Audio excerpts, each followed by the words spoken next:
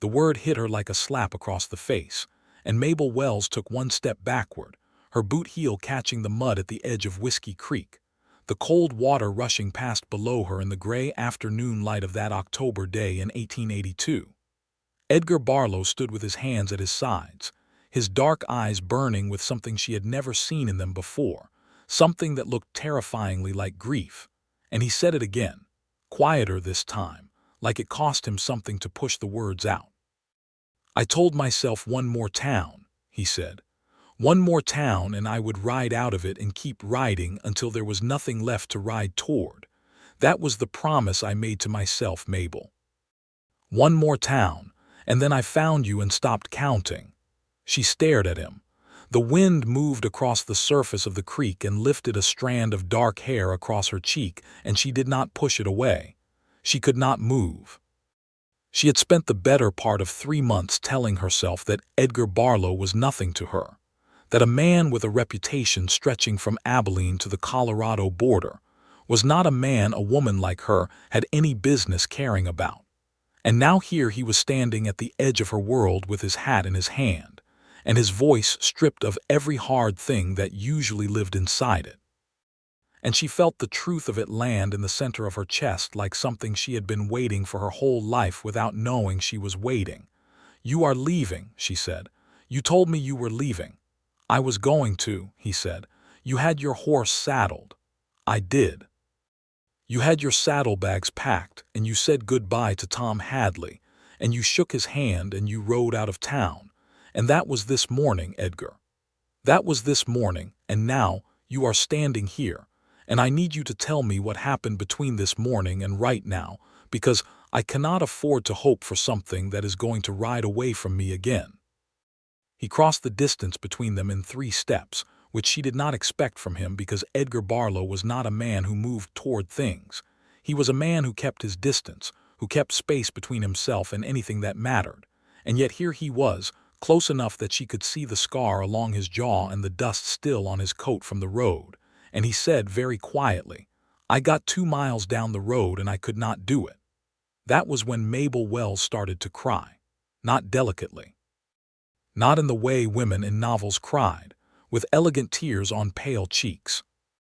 She cried the way a person cries when something they have held rigid inside themselves for a very long time finally gives way. And she pressed both hands over her mouth, and the tears came anyway. And Edgar Barlow stood in front of her looking like a man who had walked through fire to get here, and would walk through it again without being asked. He reached out and took both her hands in his and held them, and they stood there at the edge of Whiskey Creek in the cold October wind, and the water rushed past below them, and neither of them spoke for a long time. This is where it ended up, but it had begun somewhere very different. It had begun in the summer, and it had not begun with tenderness. Mabel Wells had come to the town of Harlan's Crossing, New Mexico Territory, in June of 1882, which was not a place a woman came to by choice unless she had no other choices left. She was 26 years old, and she had spent the last 8 months trying to settle her late father's affairs, which consisted primarily of debts he had accumulated with a recklessness that Mabel had never quite been able to comprehend while he was alive, and could only regard now with a kind of exhausted bitterness from the other side of his death. Her mother had died when Mabel was 9, and her father, Daniel Wells, had been a printer by trade and a gambler by inclination, and the combination had resulted in a life of reasonable comfort punctuated by spectacular disasters. And the final disaster had been a game of cards in El Paso that had left him owing a man named Curtis Holt more money than he would ever be able to repay. And 3 weeks after that game, Daniel Wells had been found dead of a heart attack in his room above the printing house. Mabel did not believe it was a heart attack. She had never believed it. But she had no proof of anything else, and she had a printing house with debts attached to it and a name over the door that was her father's name. And so she had made the only decision she could make, which was to sell the printing house and the equipment and use the money to pay the debts, and then find herself somewhere to go. She had a cousin in Arizona Territory who had written to say there might be work at a dry goods store in a town called Harlan's Crossing. And so Mabel Wells had packed everything she owned into 2 bags, bought a train ticket as far as Albuquerque, and then hired a seat on a stage that had carried her the rest of the way across country that looked like the surface of the moon, red and vast and mercilessly hot. Until the stage had rolled into Harlan's Crossing on a Tuesday morning and she had stepped down into the dust and thought, well, it is somewhere. The town was not much. There was a main street with a general store, a hardware store, a small hotel called the Harlan House, a saloon called the Silver Fork, a church that looked like it was losing a slow argument with the wind, a livery stable, a telegraph office, and a sheriff's office that had a hand-painted sign above the door that still said sheriff, even though the man who had held that position had quit the previous spring, and no one had replaced him. This last detail would become important. Her cousin, a woman named Ruth Carey who had married a cattleman named George Carey and was now round with their second child, met her at the stage and brought her to the dry goods store, which was run by a man named Tom Hadley, who was 60 and square-built and had kind eyes behind wire spectacles. And he said he would pay her $4 a week to keep the books and help behind the counter, which was not much but it was something. And Mabel said yes, because what else would she say? She settled into a room at the Harlan House, which cost her $1.50 a week and included breakfast, and she established a routine, which was the thing she always did when she did not know what else to do.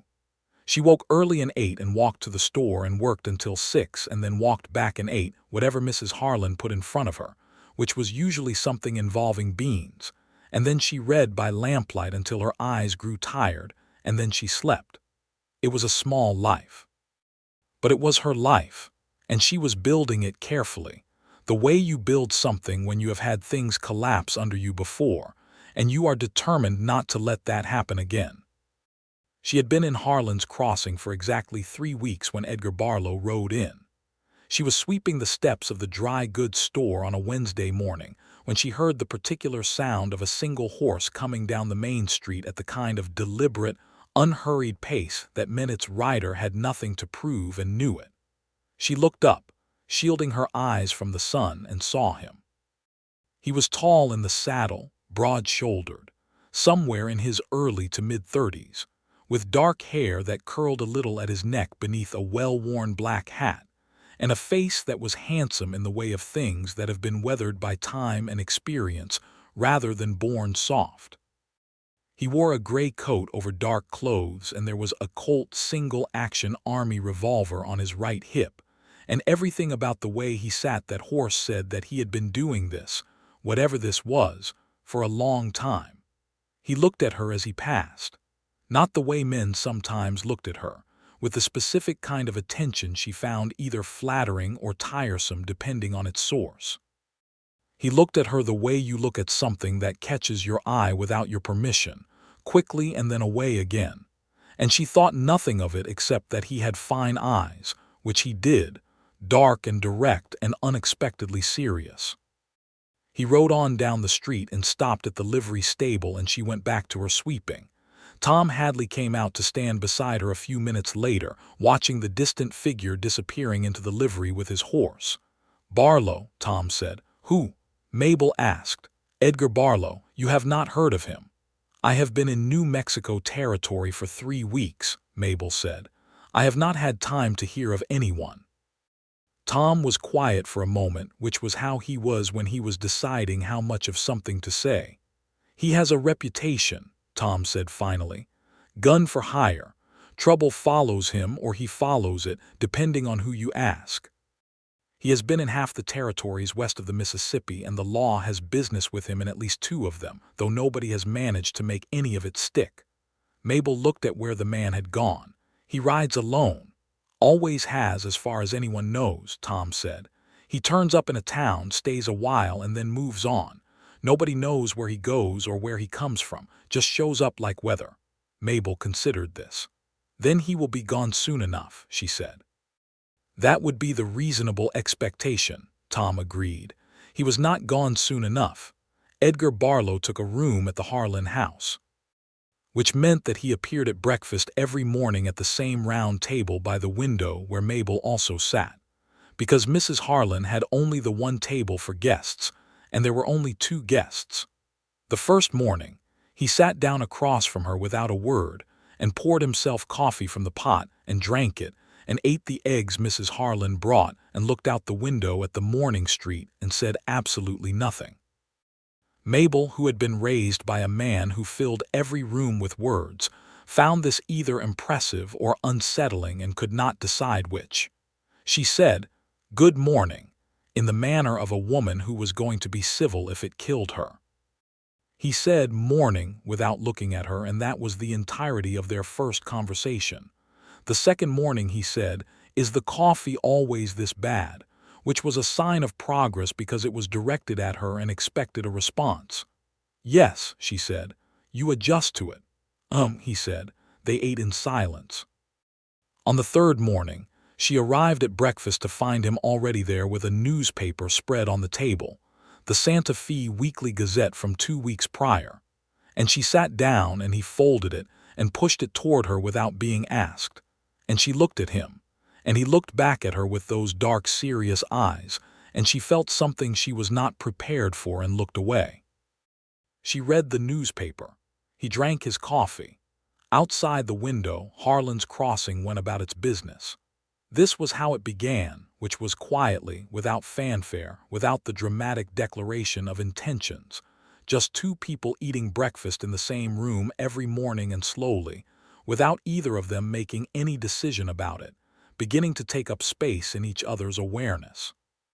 She learned things about him not because he told her, but because she was observant, and because Tom Hadley knew things, and because the town, small as it was, talked. She learned that he had been born somewhere in Missouri in 1849, which made him 33, and that he had served briefly in the aftermath of the war doing work she could not get a clear account of, and that he had been in the territories for the better part of a decade, moving between places the way a man moves when he is either running from something or looking for it. She learned that he was fast with a gun in a way that people spoke of in hushed tones that she found irritating in their reverence, because she had known enough men who were celebrated for their capacity for violence to be skeptical of such celebrations. She also learned, because she watched, that he was not what she had expected. He was quiet, not the dangerous quiet of a man suppressing something volatile, but the genuine quiet of a man who had thought himself past the need for excess noise. He was unfailingly courteous to Mrs. Harlan and to the women in town, and to anyone who was not actively giving him reason to be otherwise. She watched him once help old Mr. Jessup pick up a spilled bag of feed without being asked, and refuse the thank you afterward with a single small wave of his hand. She watched him one afternoon sitting in front of the Silver Fork with a book, an actual book, not a dime novel but what looked like a serious novel with a worn spine, and she had been so surprised that she stopped on the boardwalk and stared until he looked up and caught her staring, and she had turned and walked on, her face warm. The first time they had a real conversation was 2 weeks after he arrived. She had gone to the creek on a Sunday afternoon, because it was the one place in Harlan's Crossing that offered anything resembling beauty, and she needed beauty the way she needed air, particularly on Sundays when everything was closed and the town felt its smallest. She brought a book and a blanket and sat in the shade of the cottonwoods at the bend where the water ran shallow over smooth rocks, and she had been reading for perhaps an hour when she heard footsteps on the bank behind her. She looked up. Edgar Barlow stood at the top of the bank with his hands in his coat pockets, looking at the creek, and he seemed genuinely surprised to find her there, which meant he had come here for his own reasons, not hers. "I can leave," he said.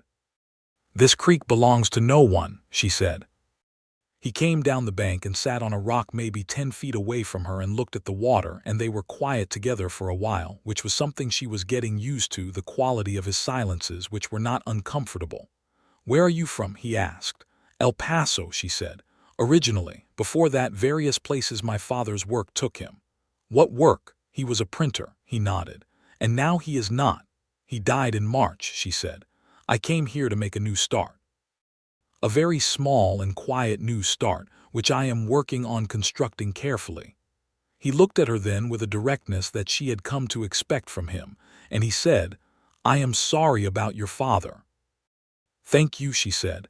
And then, because she was who she was, she said, what about you? Where are you from? Missouri, he said, a long time ago. And now is wherever I am at any given moment. She looked at him. That sounds like a life that might get lonely. He was quiet. It has its moments, he said, which she thought was maybe the most honest thing she had heard a man say in a very long time. She went back to her book, and he sat with the creek, and the afternoon light played gold on the water, and the cottonwood leaves moved in the warm breeze. And they stayed until the sun moved and the shade shifted, and then walked back to town separately without planning to walk separately. It just happened naturally because they were still being careful with each other. But the conversation had opened something. After that, they talked at breakfast. Not much, and not about anything of great consequence, but it was real talking, back and forth, with attention. And she found that Edgar Barlow had opinions about things, and that his opinions were interesting in the way of someone who had observed the world without having the luxury of being careless about those observations. He had read more than she expected. He had opinions about newspapers and the reliability of telegraph reports, and he knew a startling amount about botany, which she discovered when he identified 3 plants in a detailed way she had never anticipated from him, and explained that he had spent a winter in the company of a botanist traveling from Denver to Santa Fe, and had found it unexpectedly educational. She told him about her father's printing house, and about El Paso, and about the debts and the uncertainty of the previous 8 months, because he had the quality of a person who listened without judgment, who received information without using it to form conclusions about your worth as a human being. He did not tell her much about himself in return. He spoke in parcels, small, careful revelations that she held and turned over when she was alone later. She knew the broad reputation and the general outline, and from him she got texture, a detail here and there that filled in color but not the full picture. He had been to California. He had seen the Pacific Ocean and found it impressive but not comforting. He had worked cattle in Texas for a summer once when he was younger and hated every minute of it. He did not like whiskey, which was an unusual quality in a man of his particular line of work, but he was not judgmental about other men's choices in that regard. He played chess and had not found anyone worth playing against in some years. She asked once, carefully, about the gun. He looked at her for a moment before answering. It started as necessity, he said. And then it became the thing I was known for, and it is very difficult to stop being the thing you are known for once you have become it. Is it a trap? She asked, and she chose the word deliberately because she thought it was the honest word. He looked at her again, longer this time. Yes, he said, that is exactly what it is. It was August when the trouble began. And trouble in Harlan's Crossing in the summer of 1882 had a name, and its name was Curtis Holt. Mabel was working behind the counter of the dry goods store on a Wednesday morning when the stage came in, and 3 men stepped off it that made Tom Hadley, who was a calm man and not given to visible distress, go very still and quiet behind his spectacles. Who are they? Mabel asked, watching through the window. The one in the middle is Curtis Holt, Tom said, and Mabel felt a cold, hard thing move through her chest because she knew that name. She had known that name for months, had carried it with her like a stone. Curtis Holt, the man her father had owed money to, the man she had always suspected of being responsible for her father's death. Curtis Holt was a man of perhaps 50, well dressed in a way that announced money without elegance, with a broad red face and pale eyes, and a way of moving that said he expected things to move out of his way. The 2 men with him were clearly employed for their physical presence and their willingness to apply it, hard-faced men who moved with their hands near their weapons. Tom said, he has interests in several towns around the territory, owns property. He is not someone who responds well to being crossed. I know who he is, Mabel said very quietly. Tom looked at her. Mabel, he killed my father, she said. The certainty of it sat in the room between them. Tom did not argue with her. He said, we have no sheriff. No, she said. The nearest federal marshal is 3 days' ride. Yes. They looked at each other, and then Tom looked out the window to where Curtis Holt and his men were being welcomed into the Silver Fork by the owner, a man named Peters who was visibly nervous in a way that suggested he already knew something about what was expected of him. Mabel did not tell Edgar. She did not tell Edgar because she did not know what she had the right to ask of him, and because she had decided when she came to Harlan's Crossing that she was going to build a quiet life, and she was not going to involve herself with violence or men who trafficked in it.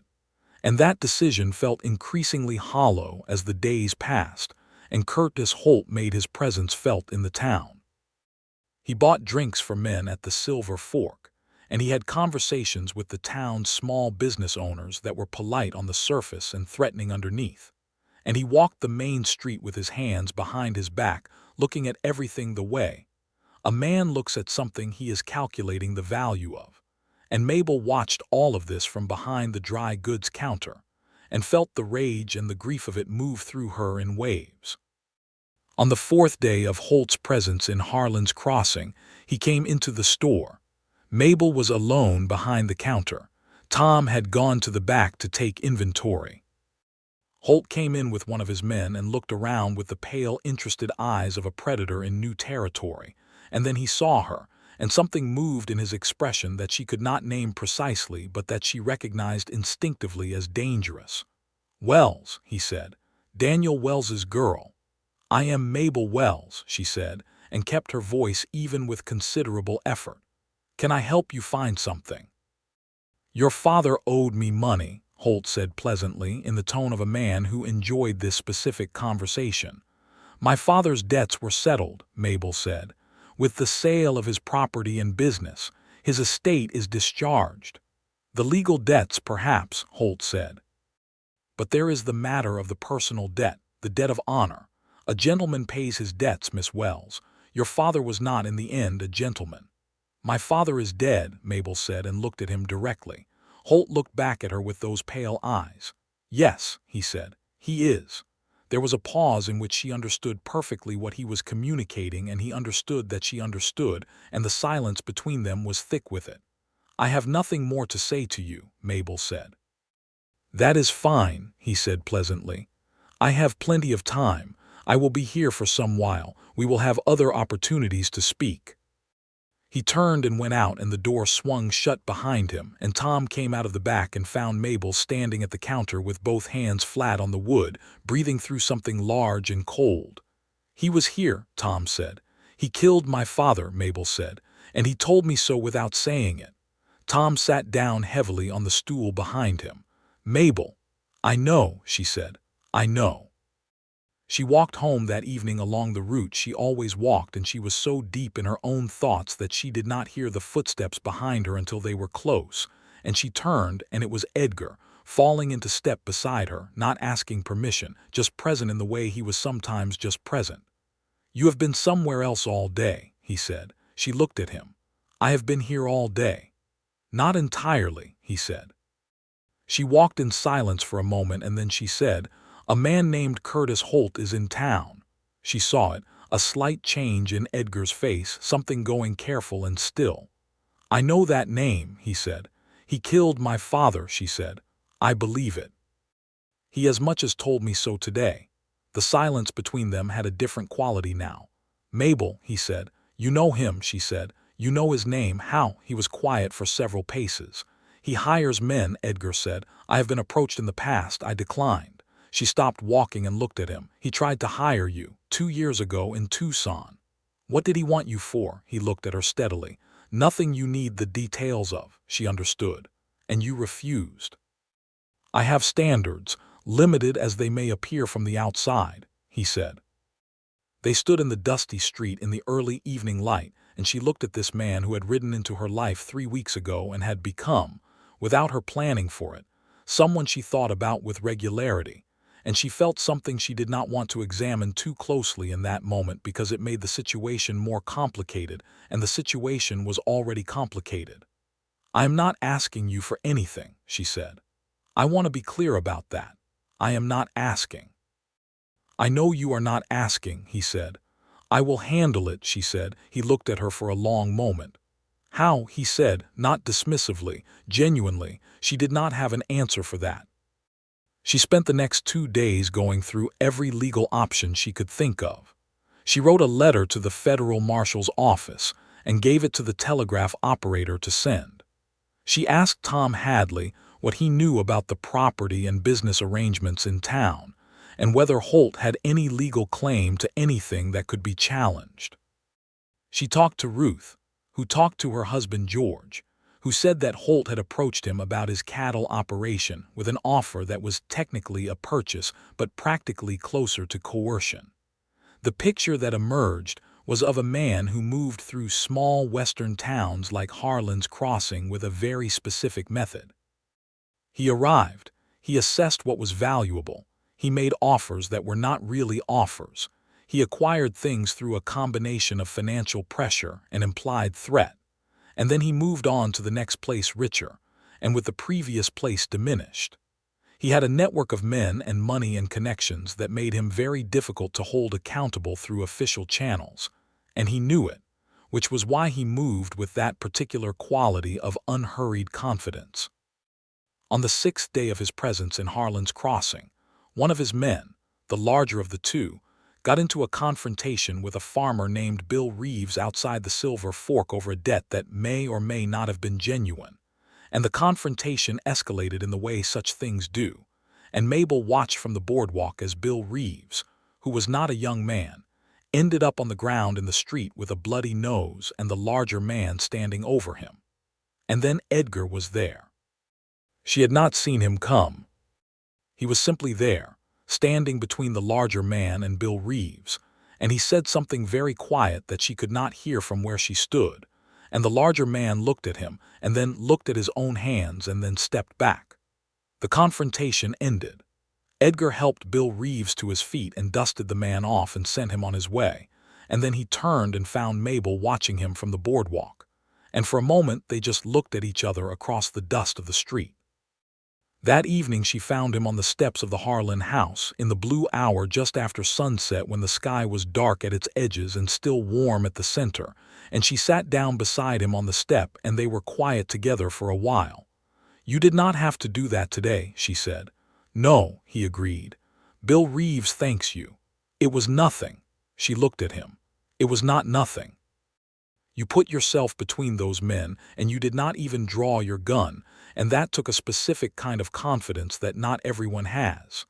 He was quiet for a moment. "I have spent a long time being the man with the gun," he said. "It is sometimes more useful to be the man who does not need to draw it." "I am afraid of what Holt is going to do," he said. "He is going to try to take things that do not belong to him. That is what he does. And the people here cannot stop him without help," she said. "No," he said. She looked out at the street, at the dark shapes of buildings against the evening sky, at the one light in the Silver Fork and the closed-up faces of the other storefronts. "I came here to build something quiet," she said. "I came here to not be in the middle of things like this." "I know," he said. "And yet here I am," she said, "in the middle of it."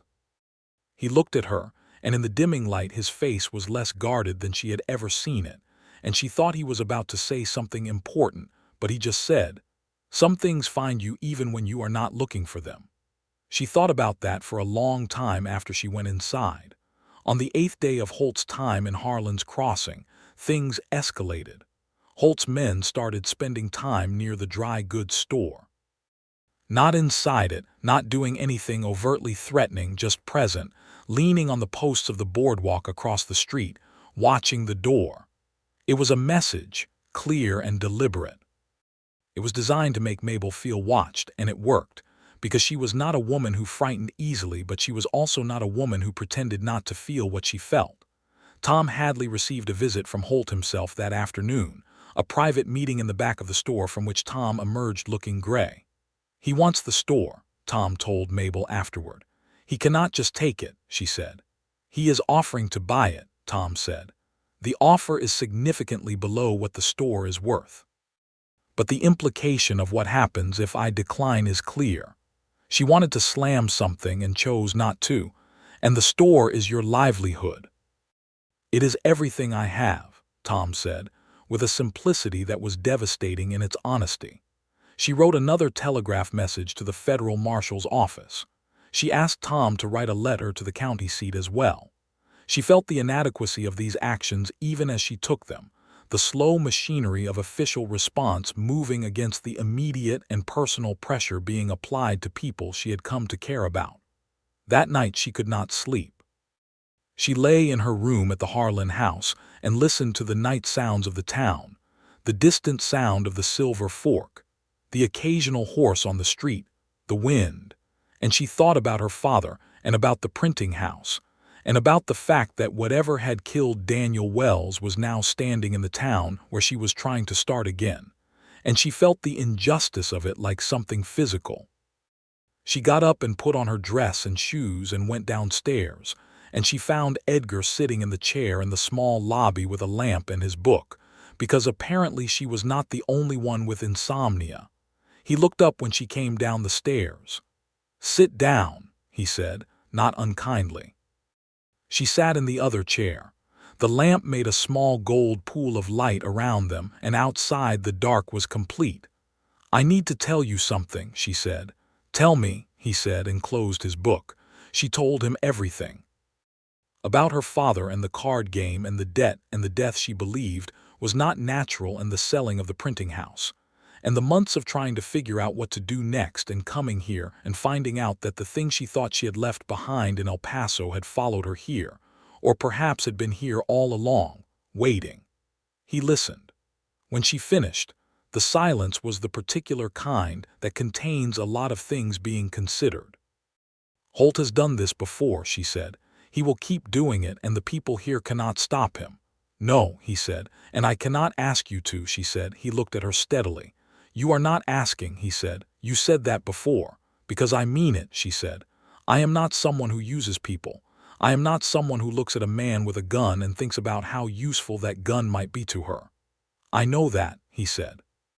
She looked at him across the lamplight and she felt it, the thing she had been not examining for weeks, and this was probably the wrong moment for it, but she was tired and it was late and she had just told him everything and he was still sitting there looking at her with those dark eyes, and she thought, "I care about him." The thought sat there, clear and undeniable. "Edgar," she said. "Mabel," he said. They looked at each other. "Do not do anything foolish on my account," she said.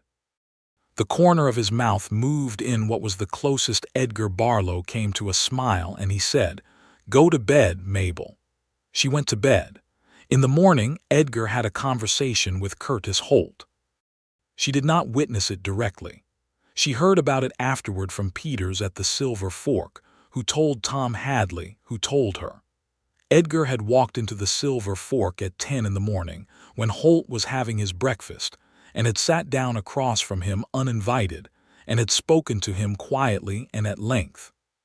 Peters said he could not hear most of it, but that at some point Holt had gone very red in the face and then very pale, and that when Edgar stood up to leave, Holt had not moved for a full minute. She went to find Edgar at the livery stable where he was brushing down his horse, a large bay with a white star on his forehead that she had privately named Atlas, though she had never said so to Edgar. "What did you say to him?" she asked. He kept brushing the horse. "I told him some things about myself," he said. "What things?" "Things that I know about his business," he said. "I have been a number of places and met a number of people and accumulated a certain amount of information. Some of that information relates to Curtis Holt and his business practices in other towns. And some of it, if communicated to the right people, would make his life in the territory very difficult." She stared at him. "You are blackmailing him." "I prefer to think of it as negotiating from a position of knowledge," he said. "Edgar." He stopped brushing and looked at her. "He will leave this town," he said. "He will not have a reason to stay, and he will have several reasons to go. And you believe he will just go. Men like Holt are motivated by calculation," he said. "He is here because the calculation favors it. I am changing the calculation." She looked at him for a long moment.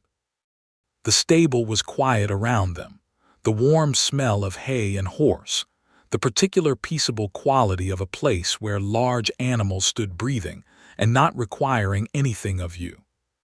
"You did not have to do that," she said. "No," he agreed. "You did it anyway." "I did," he said. "Why?" she said. He looked at her. He was very quiet, and then he said simply, "Because I did not want him to frighten you anymore." She felt something happen in her chest that she did not have a word for. She turned and walked out of the stable before she did something she would have to explain, and she went back to the store and stood behind the counter and looked at the jars on the shelf and breathed. Tom found her like that and said, "You look like a woman who has just had some information handed to her that she is not sure what to do with." "Mind your business, Tom," she said. "My business," Tom said pleasantly, "is significantly less precarious than it was this morning, so I am feeling generous enough to notice other people's business." She threw a dishcloth at him. He was right about Holt. Over the following 2 days, the calculation visibly shifted. Holt's men were less present on the boardwalk. Holt himself walked the main street with less of the proprietary quality he had had before. And on the morning of the 11th day of his stay, the stage rolled in and Curtis Holt and his men put their bags on it and got inside and it rolled out again. Harlan's crossing released a breath it had been holding for almost 2 weeks. Tom Hadley shook Edgar's hand in front of the store that afternoon and could not quite say what he wanted to say, which Mabel thought was probably fine because Tom was not a man who expressed things easily and Edgar was not a man who needed them expressed. They seemed to understand each other perfectly well in the handshake. Mabel said. The federal marshal replied, "They are going to look into his activities in the territory." "Good," Edgar said. "You helped with that," she said. "The information you gave him, it gave the marshal something to work with." "Perhaps," he said. She looked at him. "You knew what you were doing." "I thought about it for some time," he admitted. She laughed. It surprised her, the laugh. It came out of something warm that had been sitting in her chest all afternoon. And he looked at her when she laughed with an expression she could only describe as startled openness, like something in his face came briefly undone by the sound. He looked away. She stopped laughing and looked at the street and thought, "I am in very serious trouble." September moved through Harlan's crossing in a wash of gold and cooling evenings, and in September Mabel Wells fell in love. She did not decide to. She would have preferred not to, actually, because she had been making careful, quiet plans, and none of them had included this. But she had found that the heart does not wait for permission, and the heart she possessed had apparently made its own decision while she was looking in a different direction. She fell in love with his silences and his directness, and the way he held space for her words without rushing to fill them. She fell in love with the seriousness that lived behind his eyes and the occasional moments when something she said surprised a flash of warmth out of him. She fell in love with the care he took, the quiet, unremarked kindness that he deployed without theater. She fell in love with him reading on the steps in the afternoon sun, and with the way he always had his coffee black, and with the fact that he knew the names of plants. She fell in love with him at Whiskey Creek on a Sunday afternoon in late September when they had both ended up there again, as had become a habit without being announced as one, and they were sitting on adjacent rocks watching the water, and she said something about the light on the surface, and he said it looked like hammered copper, and she looked at him because that was such an unexpectedly beautiful thing to say, and he was already looking at her. The moment lasted longer than a moment. And then she looked back at the water and said, "I am in entirely over my head." And he said very quietly, "I know the feeling."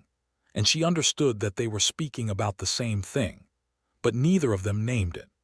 They danced around it through the rest of September and into October with the careful precision of two people who had each learned, in different ways and through different losses, to be cautious about the things they wanted most.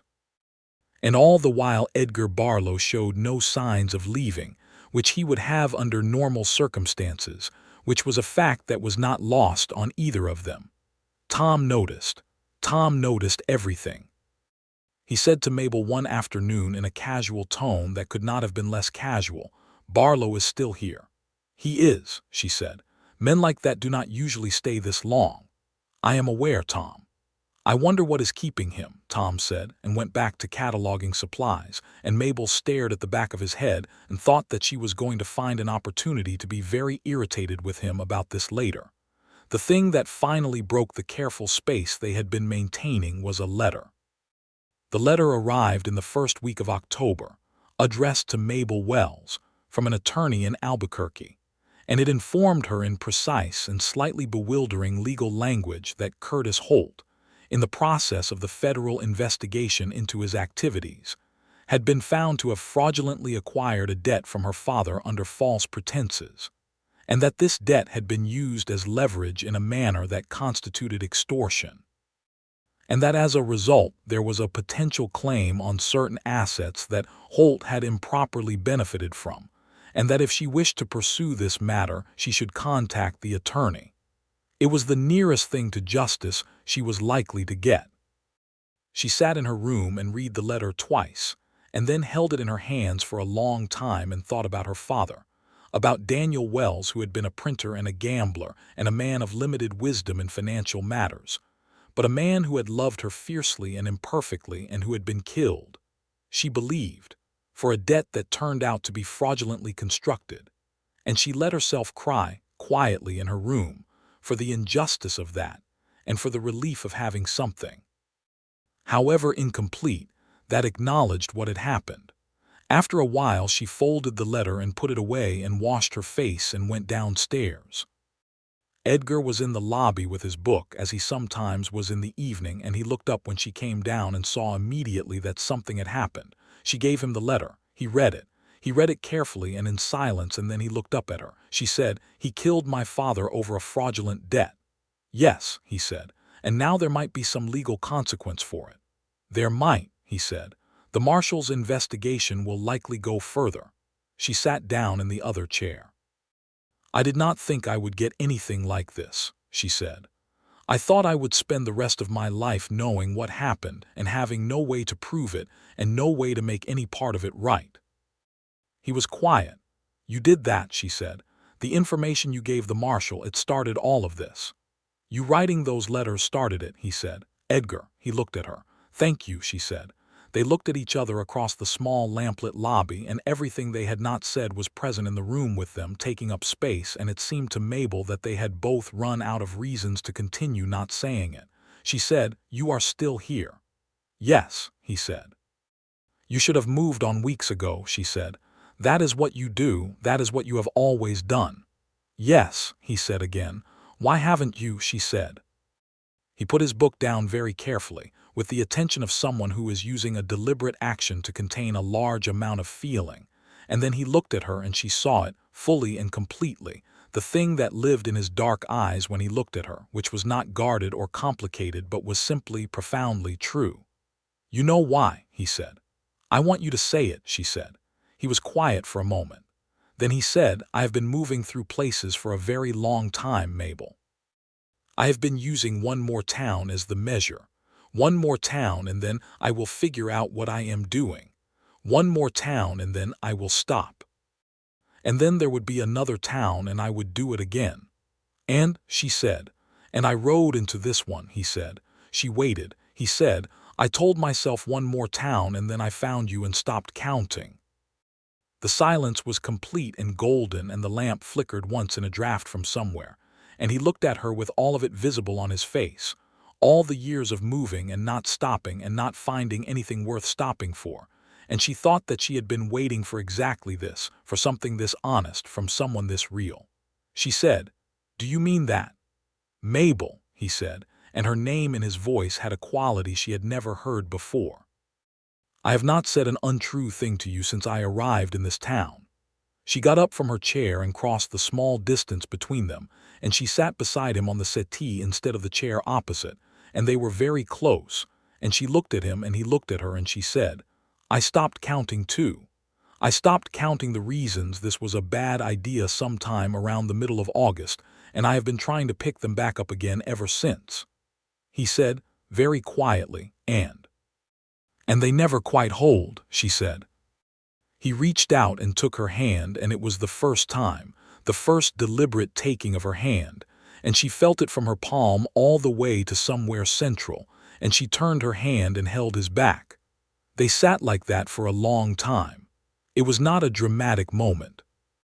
It was not the moment she had imagined romance might look like, because the romances she had read always involved more gesture and more sweeping, but it was real in a way that those stories never quite managed to be, and she thought that realness was its own kind of beauty.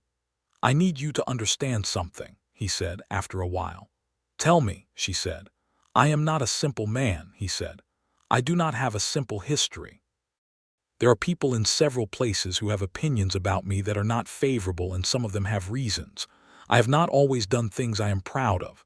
The life I have lived has been, in large parts, not a good one."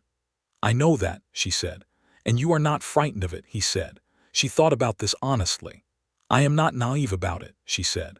"But I am also not going to hold the past against you as though it is the whole of you. You are who you are now, standing here in front of me. That is what I am looking at." He was quiet for a long moment. "No one has said that to me before," he said. "Then the people you have known have not been paying attention," she said.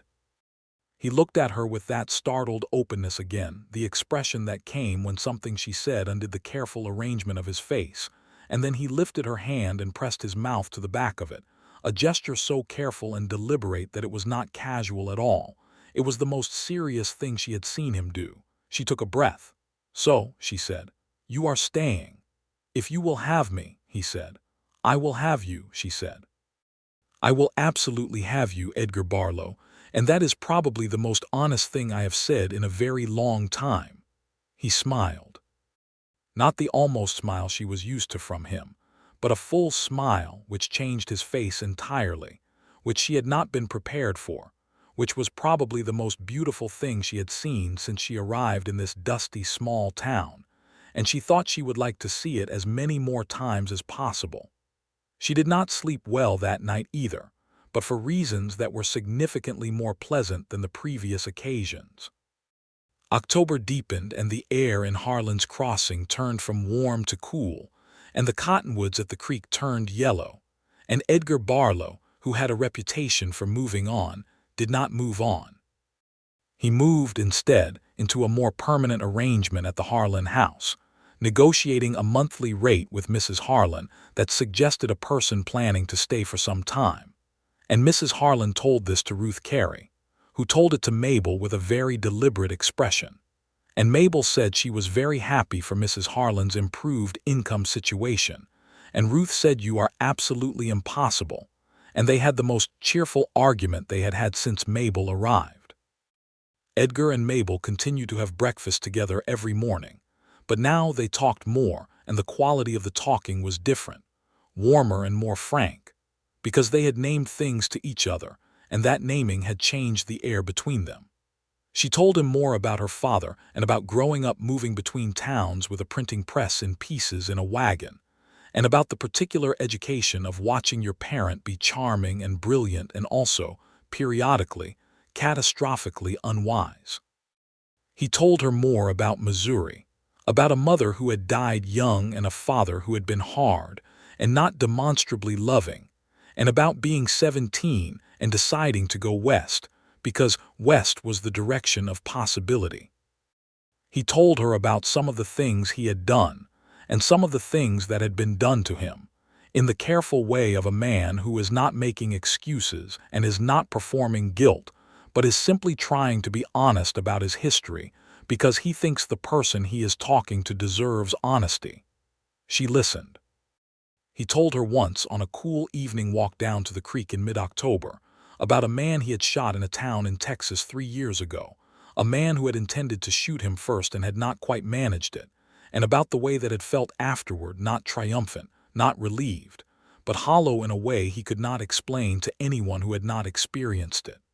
"That was when I started trying to find the edge of it," he said. "The end of this kind of life. I knew I could not keep doing it. I just did not know what came after. And now," she said, he looked at her, "and now I think I might have an idea," he said. She took his arm as they walked, which was new, and he covered her hand with his and they walked along the creek in the late light. And Mabel Wells thought that she had come to this town to build something small and quiet, and she was building something different instead. Something she had not planned but which seemed, impossibly, to be exactly what she had always wanted. On a Sunday in the third week of October, Edgar asked Tom Hadley if there was anything useful he could do in the town, meaning anything that would constitute legitimate employment, because he was not a man who was comfortable being kept by borrowed time. Tom thought about this and said there was the matter of the sheriff's office. The position had been vacant since spring, and the town had been managing without it poorly, which had been made clear by the Curtis Holt situation. The town council, which consisted of Tom and 3 other men who met irregularly in the back of the hardware store, had written to the county seat about deputizing someone local but had not received a useful response. Tom said, "You have the qualifications, such as they are in a practical sense." Edgar said, "I have been on the other side of that badge in a few places." "Which might make you better at it than a man who hasn't," Tom said. Edgar was quiet for a moment. "Let me think about it," he said. He thought about it for 2 days. He talked to Mabel about it on one of those evenings at the creek, and she sat on her usual rock and listened to him work through it, which was the thing he did when he was thinking seriously about something. And at the end she said, "It is not what you have been, but it might be what you could be." He looked at her for a long time after she said that. "You have a way of doing that," he said. "Doing what?" she said. "Cutting to the center of things," he said. "I was raised by a printer," she said. "We were always editing, cutting unnecessary things." He said, "I am going to take the position." She said, "I think that is the right decision." He said, "I would not have made it without you," she said. "You would have made it eventually. I just shortened the timeline." He said, "Mabel," she said, "Edgar." He stood up from his rock and crossed to hers and sat beside her on it, which was not a large rock, which meant they were very close, and he took her face in his hands with the careful attention that he brought to everything important, and he kissed her. The creek ran past them, and the cottonwoods moved in the October breeze, and the water caught the afternoon light in gold and copper the way he had said it did, and she kissed him back with everything she had been keeping carefully held for months. He pulled back and looked at her, and she thought his expression was the most unguarded she had ever seen it, all the barriers down, all the careful distance gone, and he said very quietly, "I have been wanting to do that for some time." "I know," she said. "You know." He said, "Edgar," she said, "I have been watching you very carefully since June." "I know," he laughed. It was the laugh she had been waiting for, a real one, warm and surprised, and it was every bit as extraordinary as she had expected, and she thought she would dedicate considerable effort to making it happen again. They walked back to town in the late afternoon, not hiding anything, side by side, and Mrs. Harlan saw them from her front window and apparently told everyone she knew, which in a town the size of Harlan's Crossing was everyone. November came with cold wind and frost on the water trough in the mornings, and Edgar Barlow took up the sheriff's position, which meant working with the county to get it properly formalized and setting up the office that had been sitting empty for most of the year, and beginning the slow process of being the kind of lawman that a town like this actually needed, which was less about dramatic confrontations and more about being present and fair and reliable. He was good at it, as it turned out. The things that had made him effective in his previous life, the directness, the calm under pressure, the ability to read a situation quickly, translated into the work in ways that surprised some people and did not surprise Mabel at all.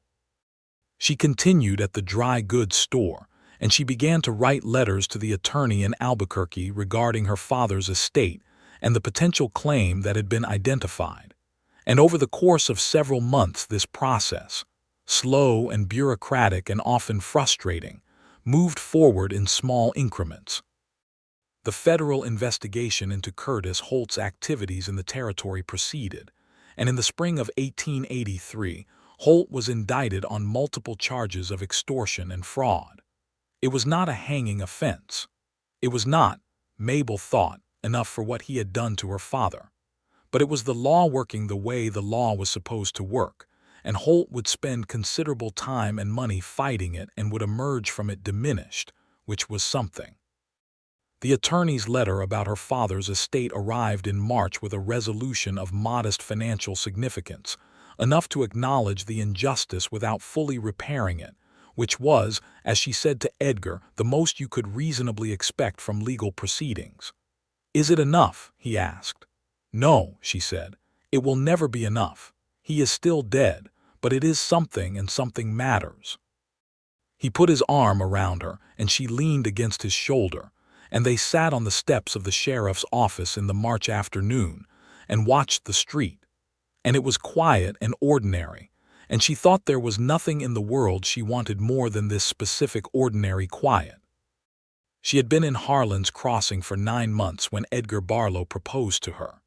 He did it at Whiskey Creek, which was where things of significance happened for the two of them, on a warm evening in late March when the creek was running higher than usual from the winter melt, and the light was long and gold, and they had walked there in the comfortable silence they had developed, the silence of two people who do not need to fill every moment with words.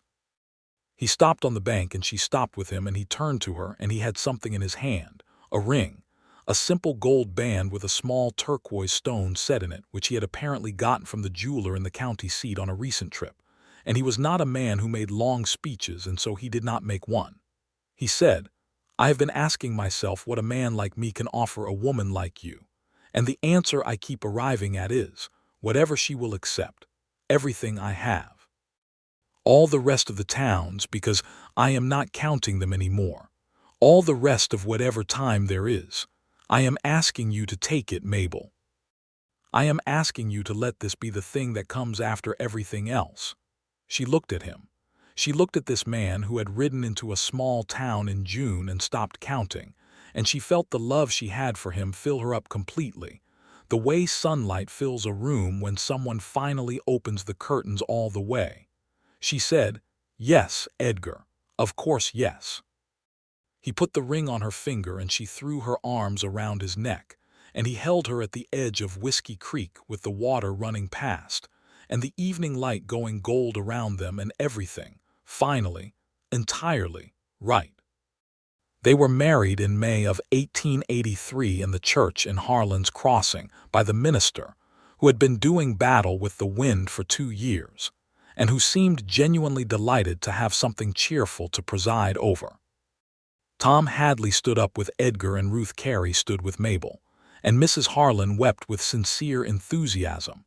And most of Harlan's Crossing came because it was the kind of town where everyone came to a wedding, because there were not that many occasions for joy and you took the ones that presented themselves. Mabel wore a dress she and Ruth had made from fabric she had ordered from a catalog out of St. Louis, a deep blue-green that Ruth said made her eyes impossible to look away from.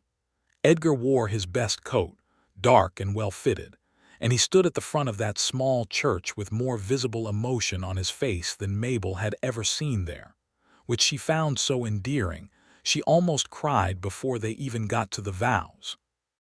The vows were the standard ones of the period, solemn and brief, and when the minister said Edgar could kiss his bride, Edgar did so with a thoroughness that made Tom Hadley quietly clear his throat and made Mrs. Harlan start weeping again. Afterward there was a gathering at Tom's store, which had been emptied of its shelves' lower portion to create space, and someone had brought a fiddle, and someone else had brought a guitar, and the celebration went on well into the evening, and Mabel danced with Edgar, who was not a natural dancer but was willing and earnest about it, which she thought was the most appropriate way to approach dancing, and she laughed more than she had laughed in years. They set up a small house on the east edge of town, a modest but solid structure that had been standing empty since the previous owner had relocated to Albuquerque, and they filled it carefully, piece by piece, with the things a life is made of. A table, chairs, a decent bed with a quilt Ruth gave them, a bookshelf that quickly became inadequate for the number of books they collectively possessed, a kitchen garden that Mabel planted in the back with herbs and vegetables, and which Edgar tended with a botanical interest that continued to delight her. The summer of 1883 was the first full summer they were together from its beginning to its end, and it was the kind of summer that Mabel stored in her memory carefully, because she understood it was the kind of thing you need to be able to return to when later times are harder. She continued at the dry goods store. He continued as sheriff. They had breakfast together every morning, their own table now, in their own kitchen, with coffee that was significantly better than Mrs. Harlan's. And they talked and they were quiet together, and they read in the evenings and they walked to the creek on Sunday afternoons, and all of it was ordinary and all of it was extraordinary. Tom Hadley retired the following spring, in 1884, and sold the store to Mabel at a price that was generous, and which she negotiated down further because she had strong opinions about fair value. And Tom said she was the most stubborn woman he had ever had the pleasure of knowing, and sold her the store at her price, and shook her hand, and spent his retirement growing tomatoes, and coming into the store every few days to tell her she was displaying things wrong. The store became hers entirely, which was a thing she had not anticipated wanting, and found she wanted more than she could have said. She renamed it Wells Dry Goods, which Tom said was not dramatic enough but which she thought was exactly right, and she rearranged it according to her own ideas about how a store should work, and she hired a young woman named Clara McPhee, who had recently arrived in town with her family and was looking for employment, and turned out to have an excellent head for figures. Edgar, as sheriff, continued the slow work of making himself useful in the ways that mattered. He was not a man who chased reputation or theatrical confrontation. He was a man who showed up reliably and handled things calmly, and made the people in his town feel that there was someone paying attention on their behalf, which was, he had come to understand, the actual work of it. There were incidents, as there always were in the territory in those years, the occasional dispute over property or water rights, the occasional traveler who arrived with trouble in his wake, the occasional situation at the Silver Fork that required a calm hand. None of them were as significant as Curtis Holt, most of them resolved without any particular drama. Edgar handled all of them with the unhurried confidence of a man who had spent a long time in difficult situations and knew which ones actually required force and which ones required only a steady presence and a clear voice. Word got around that Harlan's Crossing had a sheriff worth having, and this was its own kind of protection. In the fall of 1884, Mabel discovered she was expecting. She told Edgar on a Sunday evening at the creek, which was where she told him the important things, and he was so quiet for a moment that she wondered if she had broken something in him, and then he sat down on the bank of the creek right where he was standing, which was not something Edgar Barlow normally did. He was not a man who sat down in the middle of things, and he put his elbows on his knees and his hands over his face, and she sat down beside him. "Edgar," she said. He lowered his hands and looked at her, and his face was the most completely open she had ever seen it, all the armor gone, all the careful management gone, and what was under it was something so raw and genuine that she felt it in her chest like a bell ringing. "We are going to have a child," he said, as if saying it aloud was necessary to make it real.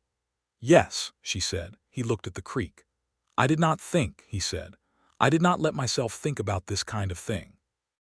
I thought it was not the kind of thing that happened to a man like me." She took his hand. "It is the kind of thing that happens to a man like you," she said, "if he is lucky."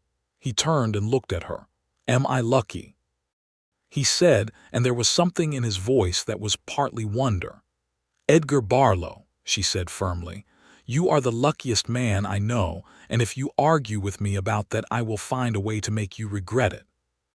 He did laugh at that, the real full laugh, and pulled her against his side and held her there in the October evening with the creek running past, and the cottonwoods yellow and letting go of their leaves, and she felt his hand move to rest, very gently, on her middle, and they sat there in the gathering dark and were entirely, completely, irrefutably happy.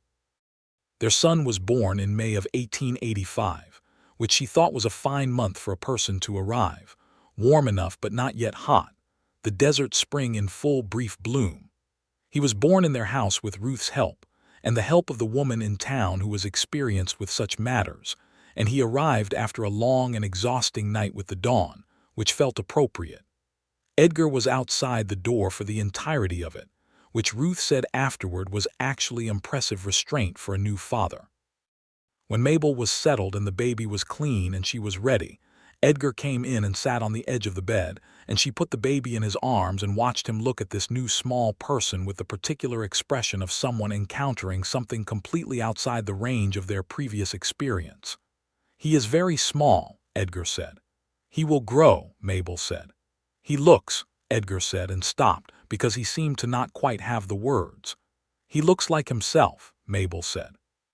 "He will look like more things as time passes." Edgar looked at her over the baby's head with an expression that she thought was the best thing she had ever seen on a human face. They named him Daniel for her father with Edgar's blessing and suggestion, which meant more to her than she could entirely express without crying, which she did anyway, because she had just had a baby and was entitled. Daniel Barlow was a person from the beginning, which was the thing about babies that never ceased to amaze Mabel, the specificity of their personalities even at the outset. He was interested in everything and loud about his opinions, and he slept in enthusiastic stretches and was awake in equally enthusiastic stretches. And by the time he was 6 months old, he had charmed essentially every person in Harlan's Crossing, including Tom Hadley, who had declared he had no interest in babies, and then spent 40 minutes holding Daniel and talking to him about tomatoes. Edgar with Daniel was a thing Mabel could look at for long periods of time, without any diminishment of pleasure. He was patient and careful, and he talked to the baby the way he talked to adults, directly and without condescension. And when Daniel began to move around the world with the focused intent of a small person with a great deal to accomplish, Edgar was with him every moment he could be, introducing him to things with the unhurried attention that was one of Edgar's core qualities. The law in the territory was shifting in those years. By the middle of the decade, the county system was becoming more organized and formal, and Harlan's Crossing, which had been a very small town on the edge of things in 1882, was growing as more settlers came west, and the railroad extended its reach. New businesses arrived. New families. The church got a new building that was better at resisting the wind. The school that had been held informally in the back of the hardware store got its own building, which Ruth Carey, who had opinions about education and the time to pursue them since her children were now old enough not to need constant watching, organized and campaigned for with a determination that no one who knew Ruth found surprising. Mabel expanded the store in 1887, adding a second room and a wider inventory, because the town could support it now. She hired Clara McPhee full-time and brought in a second assistant, a young man named George Witt, who was new to the territory and eager and good at lifting things. Edgar was reappointed as sheriff without opposition in both 1886 and 1888, which he said was the most effective form of approval he could imagine, being asked to continue. They had a second child in the autumn of 1888, a daughter this time, who arrived with considerably less drama than Daniel had, and with what seemed like a preformed personality already fully assembled. They named her Clara Ellen, Clara for Mabel's assistant who had become a genuine friend over the years, Ellen for Edgar's mother who he had rarely spoken of but who, Mabel had come to understand, he had loved very much. Clara was from the beginning the opposite of Daniel in temperament, where Daniel was loud and engaging and threw himself at the world. Clara was quiet and observant in a way that Mabel recognized immediately because it was the way Edgar was quiet and observant, and it made her love both of them with a specificity that surprised her, the specificity of recognizing yourself or someone you love in a small new person. The years passed.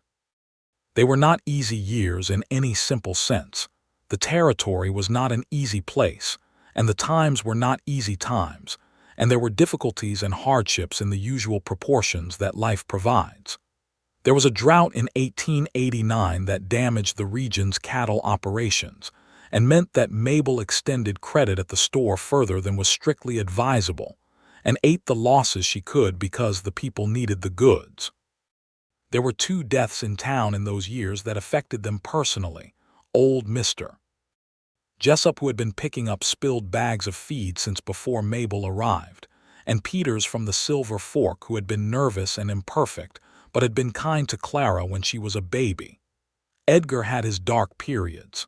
She had learned to read them and to give him the space they required without letting him disappear entirely into them, which was the balance he needed and which she was, over years, very good at finding. He had history that did not dissolve simply because the present was good, and she had never expected it to. What she did expect, and what he gave her, was honesty about it, and that was enough. She had her own darkness. The grief for her father that never fully resolved, that came back in waves on specific dates and at random moments, that lived in the corner of certain feelings like a shadow. The particular grief of having loved someone flawed so much and having had that love cut off before there was any resolution, before the difficulties between them were ever fully addressed. She had told Edgar most of this over the years in pieces at the creek or in the kitchen or lying in the dark after the children were asleep, and he had held it with her the way he held everything she gave him, with care and without flinching. They were real to each other. That was what she thought mattered most in the end. They were real to each other in a way that she had not been sure was possible before she met him. By 1890, Daniel was 5 and Clara was nearly 2, and the house they had started with on the east edge of town was no longer quite large enough, and Edgar built an addition with the help of Ruth's husband George Carey, who was handy with timber, a second bedroom and a wider kitchen, and a porch that wrapped around the back where the desert came right up to the edge of the yard, and you could sit in the evenings and watch the light change on the distant hills. She sat with him on that porch on an evening in the fall of 1890 when the children were in bed, and the air was cool and clear, and the stars were enormous in the way desert stars are, and he had his arm around her, and she had her head on his shoulder, and they were quiet in the specific way they had developed over 8 years of knowing each other. The silence of 2 people who have nothing to prove to each other and no need to fill the air. She thought about June of 1882, about stepping off a stage into the dust of Harlan's crossing with 2 bags and no particular plan, and the dry goods store and Mrs. Harlan's terrible coffee and a man on a horse with dark eyes and a quiet that had turned out to be one of the most interesting things she had ever encountered. She said, "Do you remember what you said to me at the creek, that October, before everything?" He was quiet for a moment, thinking. Then he said, "I told myself one more town and then I found you and stopped counting." "Yes," she said. "I meant it," he said. "I know," she said. She turned her head and looked at him in the starlight. This man, who had been a gunslinger and a drifter and a secret reader of botanical texts, and was now a sheriff in a small town in New Mexico territory, with 2 children asleep in the next room, and a porch addition he had built with his own hands. And she thought that people were the most extraordinary things. The way they could change and grow and arrive somewhere they had not expected through a series of choices and chances that looked like accidents, until you looked at them from the other end and they looked like something else entirely. "Edgar," she said. "Mabel," he said. "I am very glad you stopped counting," she said. He tightened his arm around her. "So am I," he said. The stars were brilliant and the desert was quiet and the house behind them held everything they had built, and it was enough, it was more than enough, it was everything. In the spring of 1893, when Daniel was 8 and Clara was 4 and Harlan's Crossing had grown into something that bore only a passing resemblance to the dusty small settlement Mabel had stepped into 11 years earlier, she found out she was expecting again. She told Edgar at the creek again, because she was a woman who honored the patterns of things that mattered. He did not sit down this time. He was used to being a father. But he looked at her with that same expression, the open one, the unguarded one, the one that she had been receiving for over a decade and that never lost its particular effect on her. "Another one," he said. "Another one," she confirmed. He said, "The house is going to need another addition." She laughed. "That is what you are thinking about right now." "I am thinking about several things," he said. "That is simply the most logistically practical one." She took his hand and they walked along the bank of the creek in the spring afternoon, the water high and quick from the snowmelt, the cottonwoods breaking out their first leaves in a color so fresh it was almost impossible. And they talked about where the addition should go, and what they would name the new baby, and whether Daniel was old enough to understand fully what was coming, and whether Clara was going to be territorial about her position as youngest, which she almost certainly was. The baby arrived in November of 1893, a second boy, sturdy and red-faced and immediately opinionated in the way of youngest children who understand from the beginning that they must make their presence felt. They named him Thomas, for Tom Hadley, who had given Mabel her start in her store and who had died the previous year at a respectable age, surrounded by tomatoes and people who loved him, and who had left the house addition where he had grown his tomatoes to Daniel with a note that said something about how he had always wanted a boy to leave things to. Edgar built the addition as planned, and the house expanded, and the family expanded, and the life they had built continued to grow in the way of things that are genuinely alive. The court proceedings against Curtis Holt concluded finally in 1891 with a conviction that sentenced him to 5 years and a significant financial penalty. It was not everything. It was not justice for Daniel Wells in any complete sense. But it was something that existed in the official record of the territory, a statement that what he had done was wrong and that the world had acknowledged it. Mabel received this news by telegraph and stood in the store behind the counter for a long moment and thought about her father, about his big laugh and his careless hands and the way he had read to her when she was small. And she thought, "It is not enough. It is never enough, but it is something, and something matters." She told Edgar that evening, and he put his arms around her and held her, and she let herself be held, and then they had dinner with their children, and helped Daniel with his schoolwork and put Clara and Thomas to bed, and went to sit on the porch together in the night air. And life continued, because life does. Daniel Barlow grew into a tall, serious boy with his father's dark eyes and his mother's direct way of addressing things. And by the time he was 12, he had opinions about everything and was articulate about all of them, which made him either impressive or exhausting depending on who you asked. He wanted to be a lawyer, which he announced at age 10 and had not deviated from by age 14. And Edgar said he would find out what that required in terms of education, and Mabel said she had already been writing to the school in Albuquerque. And they looked at each other over his head, with the shared satisfaction of parents whose child has turned out to have a direction. Clara was quiet and observant and smarter than most people initially expected, which she used to her advantage without being strategic about it. It was simply that she thought things through before she said them, which was a quality Mabel treasured and Edgar found extremely familiar. She loved the store with a passion that had been obvious since she was old enough to trail along behind her mother and ask questions about the inventory, and Mabel thought with quiet delight that she might have a successor in her own daughter. Thomas was an entirely different proposition, cheerful and physical and interested in the outdoors and in animals and in anything involving movement. And by the time he was 5, he had established a relationship with the horses at the livery stable that the owner said was remarkable for someone that age. And Edgar said he supposed they were going to be raising a horseman, and Mabel said worse fates. The 1890s brought change to the whole territory that the previous decade had not quite managed. The railroad made the world closer and smaller and more complicated. New people arrived constantly. The old rhythms of the frontier shifted toward something less wild and more organized, which was in some ways a loss of a particular kind of life, and in other ways a significant gain in things like medical care and legal protection, and the simple reliability of supplies. Edgar retired as sheriff in 1897 after 15 years in the position, when he was 48 and beginning to think about what came after the thing that had come after everything else. The county had grown to the point where the sheriff's role was now a more elaborate enterprise than one man with good judgment could manage alone, and he had trained up 2 deputies over the years who were more than capable of taking it forward.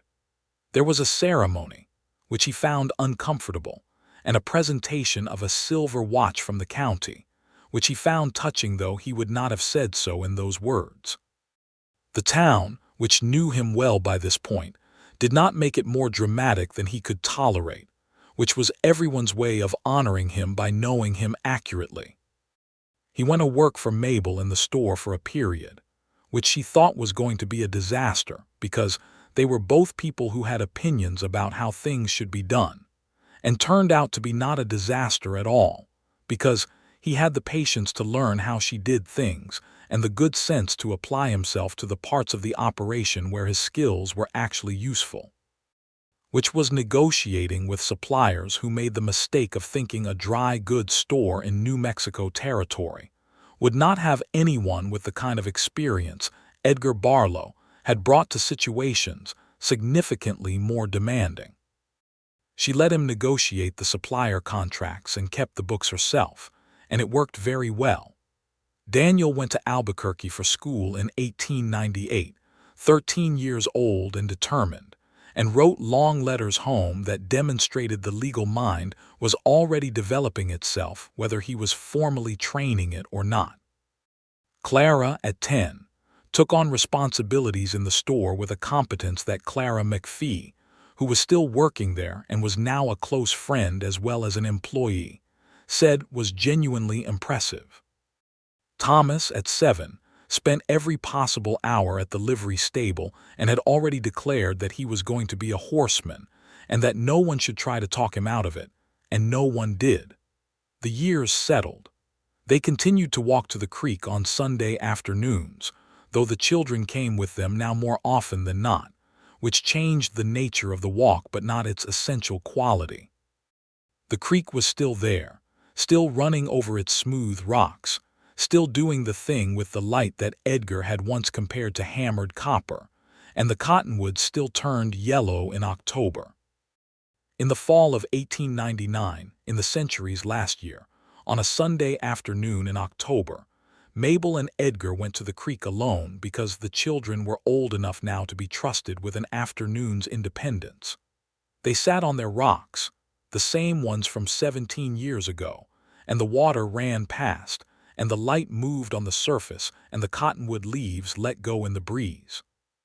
She was 43 and he was 50, and she thought they were both the same and completely different from the 2 people who had first sat here in the summer of 1882, which was the way it was supposed to work. She said, "Are you happy, Edgar?" He looked at her. He looked at the creek. He looked back at her. "Yes," he said. "I have been happy, Mabel. I am happy now. I will be happy tomorrow. It is a somewhat startling thing for a man like me to find out about himself." She smiled. "A man like you," she said. "The man I was," he said. Before me," she said. "Before you," he confirmed. She reached across and took his hand where it rested on the rock between them, and he turned his hand and held hers. "I think about what would have happened," she said, "if I had not come to this town. If I had gone somewhere else after El Paso, if you had not stopped here. I try not to think about that," he said. "Why?" "Because it makes me appreciate this more," he said, "and also makes me feel something very uncomfortable about the possibility that I almost missed it." She laughed. "That is very honest." "I try to be," he said. They sat in the afternoon light at the edge of Whiskey Creek, and she thought about what she would tell her past self, the woman who had stepped off that stage in 1882 with 2 bags and careful plans for a small and quiet life. And she thought she would say, "The quiet is coming. It is just going to be a different kind of quiet than you expected, bigger and warmer and full of noise on the edges. But at the center of it, at the center of everything you are going to build." There is something very still and very certain, and its name is Edgar Barlow, and he is going to tell you one day that he stopped counting towns the day he found you, and you are going to believe him completely because it will be the truest thing you have ever heard. The creek ran on. The cottonwoods moved. The light came down gold and long across the water, and the man beside her held her hand, and they sat in the beautiful ordinary of everything they had made, and it was more than enough. It was everything.